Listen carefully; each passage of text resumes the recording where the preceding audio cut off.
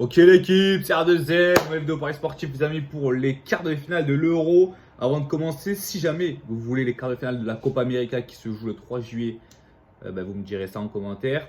Like, abonne-toi, active la cloche si ce n'est pas encore déjà fait. Pour ceux qui ne me suivent pas encore sur Snap et sur Instagram, les amis, il faut me suivre. On est en 2021, là vraiment ceux qui ne me suivent pas sur Snap et Instagram, c'est pas bien du tout. Et pour ceux qui n'ont pas encore rejoint mon groupe de pronostics Telegram, c'est en description. Il faudrait qu'on atteigne les 12 000. Bon, ça va être compliqué, on est à 11 600 à l'heure où je vous parle, mais voilà, rejoignez le groupe Telegram, tout est gratuit les amis, tout se passe en description, je vous attends nombreux. Et là on est parti pour les quarts de finale de l'Euro.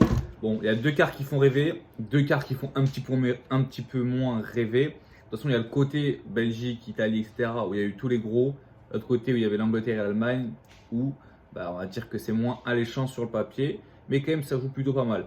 Donc, Suisse-Espagne. Alors, la Suisse côté à 5,35, l'Espagne à 1,70. Moi, sur ce match-là, je vous dis à chaque fois, comme d'habitude, je donne les pronostics sur YouTube. On est mercredi, mais entre-temps, je donnerai mon choix final sur Snap et sur Instagram. Parce que voilà, il y a des compos qui peuvent bouger, les cotes elles peuvent augmenter. Enfin bref, t'as capté, je ne peux pas donner un pronostic 3 jours à l'avance, c'est un petit peu compliqué. Là, sur Suisse-Espagne, moi j'ai un bon petit feeling sur les deux équipes qui marquent.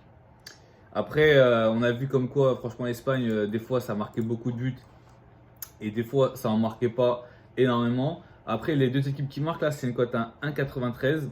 Donc, si jamais vous voulez la jouer safe, vous pouvez tout simplement le plus de 1,5 but. Regardez les cotes. Bon, il n'est pas encore sorti le plus de 1,5 but, mais il sera sûrement aux alentours de 1,40. Donc, franchement, 1,40 pour 2 buts dans le match. Ouais, après, moi, j'attends un festival de buts, honnêtement. Si je devrais donner un score, c'est le 1 partout. Mais comme je vous dis, mon choix se fera sur Snap et sur Instagram. Belgique-Italie. Beaucoup d'absents pour la Belgique, pour ceux qui ne sont pas au courant. Et de Hazard, De Bruyne. L'Italie, ils ont encaissé pas beaucoup de buts depuis le début de la compétition. Donc moi, je vois un match très fermé. Pour ceux qui me suivent sur Telegram, je vais sûrement, quand le pronostic sera disponible, jouer le moins de 25 tirs. Ça me paraît être une offrande. Donc dès qu'il sera disponible, allumez. C'est un conseil que je vous donne. Sinon, moi je verrai le match nul. Match nul, deux équipes qui sont favoris, deux équipes qui se craignent. Ça va faire un petit peu comme contre le Portugal, peu de buts. Ça va jouer sur une action individuelle, je pense. Donc voilà, match nul, cote à 3,10. République tchèque, Danemark. Vu le Danemark, comment ça joue, moi je prendrais le Danemark, cote à 2. C'est une très belle cote. Après, c'est possible que le Danemark gagne, mais en prolongation ou au penalty. Mais voilà, cote à 2 pour Danemark, franchement, ça se prend.